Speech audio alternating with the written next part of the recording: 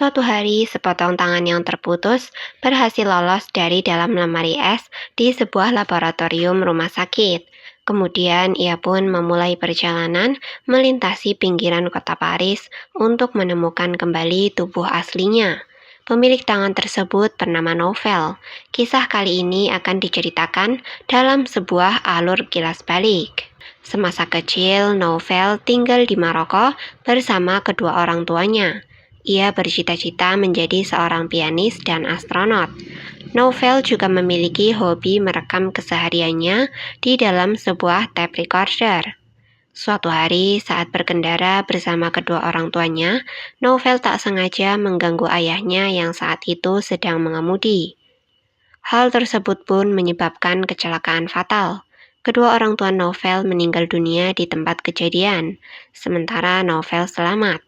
Ia pun terpaksa harus pindah ke Prancis dan tinggal bersama pamannya yang sangat kaku dan juga sepupunya yang sangat kasar. Ketika dewasa, Novel bekerja sebagai seorang pengantar pizza. Ia sering dimarahi oleh bosnya karena sering terlambat mengantarkan pizza kepada para pelanggan. Suatu hari, Novel pernah mengantarkan pizza kepada seorang perempuan muda misterius yang bernama Gabrielle. Gabriel tinggal di dalam sebuah apartemen.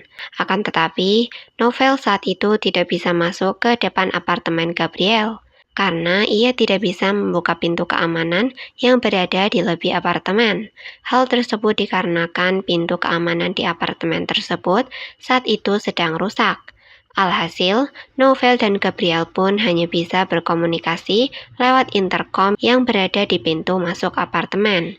Sejak saat itu, Novel pun merasa jatuh cinta kepada Gabriel. Beberapa hari kemudian, Novel melacak Gabriel ke sebuah perpustakaan tempat Gabriel bekerja. Dari sana, Novel pun mengikuti Gabriel secara diam-diam, sampai Gabriel datang ke lingkungan tempat pamannya tinggal.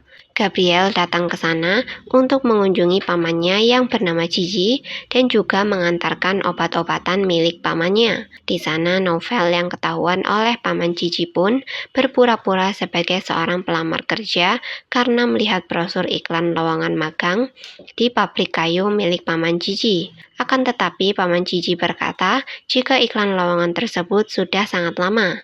Lalu ia menolak Novel bekerja di sana. Akan tetapi setelah paman Gigi mengetahui jika Novel ternyata adalah seorang yatim piatu, akhirnya paman Gigi pun menerima Novel sebagai asistennya di pabrik kayu tersebut. Setelah itu, Novel pun segera pindah dari rumah pamannya menuju kamar loteng milik paman Gigi yang ia sediakan untuk Novel. Mulai saat itu, Novel pun terlihat semangat mempelajari peralatan-peralatan yang dibutuhkan oleh seorang tukang kayu. Karena hal tersebut, kini ia juga semakin dekat dengan Gabriel. Karena Gabriel sering mengantarkan obat-obatan ke rumah paman Gigi. Akan tetapi, sampai saat ini Novel belum pernah menceritakan tentang pertemuan pertama mereka saat Novel masih menjadi seorang pengantar pizza. Suatu hari setelah berbincang-bincang dengan Gabriel, Novel akhirnya mengetahui jika Gabriel sangat menyukai iglo. Beberapa waktu setelahnya, Novel pun membangun sebuah iglo kayu di atas rooftop terbengkalai untuk Gabriel. Beberapa hari setelahnya, saat Novel kembali ke rumah paman Gigi, ia bertemu dengan sepupunya yang bernama Raouf yang saat itu sedang mengobrol bersama Gabriel. Lalu Novel pun segera mengusir Raouf dari tempat tersebut. Sebelum pergi, Raouf mengundang Gabriel dan juga Novel untuk datang ke sebuah pesta. Lalu malam harinya, sebelum pergi ke pesta, Novel mengajak Gabriel ke atas rooftop. Di sana mereka berdua membahas tentang sebuah takdir. Novel bertanya-tanya apakah takdir bisa dirubah dengan melakukan suatu hal yang tak terduga atau tidak. Novel menggambarkannya seperti seseorang yang melompat dari atas rooftop menuju sebuah alat crane yang berada di dekat rooftop tersebut. Lalu setelah mengobrol, Novel pun menunjukkan iglo buatannya kepada Gabriel. Di dalam iglo, Novel mengungkapkan jika ia sebenarnya pernah bertemu dengan Gabriel Gabriel saat dahulu ia mengantarkan pizza menuju apartemen Gabriel. Lalu Gabriel yang mengetahui hal tersebut pun merasa kesal kepada Novel. Ia merasa jika selama ini telah dibohongi. Gabriel juga berasumsi jika Novel telah memanfaatkan Paman Cici hanya untuk mengejar Gabriel. Kemudian Gabriel pun pergi meninggalkan Novel dengan perasaan marah. Sementara itu, Novel yang merasa sakit hati pergi ke pesta yang diadakan oleh sepupunya. Di sana ia terlibat dalam sebuah perkelahian bersama seorang pengunjung pesta lainnya. Ia berkelahi dalam keadaan mabuk berat.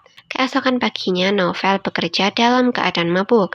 Matanya juga penuh luka lebam akibat perkelahian di pesta semalam. Lalu saat Novel sedang memotong kayu menggunakan gergaji mesin, ia terganggu oleh seekor lalat yang terbang di depan wajahnya. Ia pun berusaha mengejar dan menangkap lalat itu. Akan tetapi secara tak sengaja, jam tangannya masuk ke dalam gergaji mesin dan pergelangan tangan Novel pun terputus.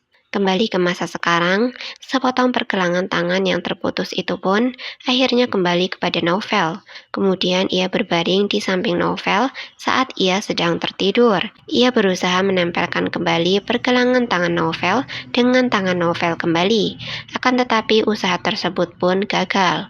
Kemudian ia bersembunyi di bawah tempat tidur Novel. Setelah bangun, Novel yang merasa tertekan dan putus asa memutar kembali rekaman suara orang tuanya yang ia simpan di dalam tape recorder. Tak lama setelah itu, Paman Cici mengetuk pintu kamar Novel dan berusaha berbicara dengan Novel.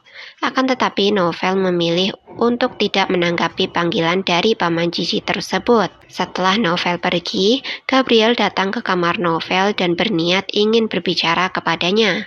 Akan tetapi ia hanya mendapati selimut dan tempat tidur Novel yang sudah tertata rapi.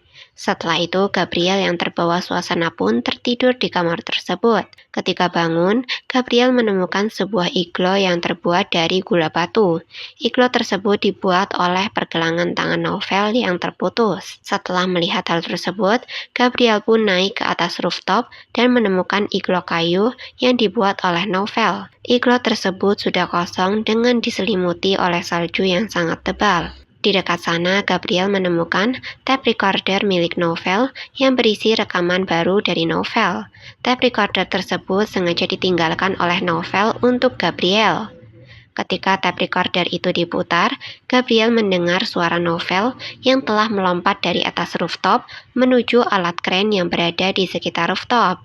Persis seperti yang dahulu pernah dikatakan oleh Novel ketika ia mengobrol tentang takdir bersama Gabriel di atas rooftop. Dalam alur kilas balik terakhir, setelah Novel melompat menuju alat kren di sekitar rooftop, ia pun akhirnya berbaring di atas alat kren tersebut. Kemudian ia pun tersenyum sambil memandangi pemandangan perkotaan dari atas alat kren. Sementara itu, kini potongan pergelangan tangan Novel yang terputus pun masuk dan bersembunyi ke dalam tumpukan salju.